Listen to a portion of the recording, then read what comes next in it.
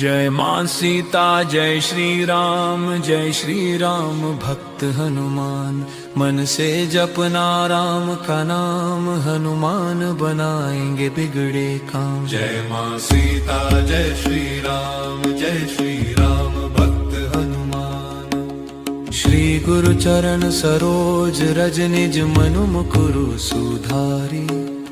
बरनो रघुबर बिमल जसु जो दायक फल चारी। बुद्धिहीन तनु जानिके सुमिरो पवन कुमार।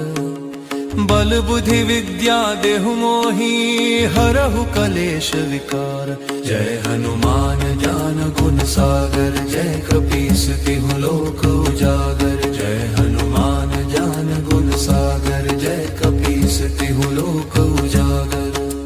रामदूत तुलित बल धामा, अंजनी पुत्र पवन सुत नामा।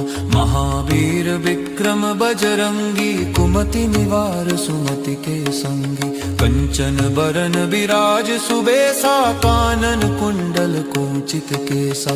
हाथ वज्र अरु ध्वजा विराजे, कांधे मूंज जनेऊ साजे। शंकर सुवन केसरी नंदन, तेज प्रताप महाजगवंदन। विद्यावान गुणी अति चातुर, राम काज करिबे को आतुर। प्रभु चरित्र सुनिबे को रसिया, राम लखन सीता मन बसिया। सूक्ष्म रूप धरि सियहि दिखावा, विकट रूप धरि लंक जरावा। भीम रूप धरि असुर संहारे, रामचंद्र के काज सवारे।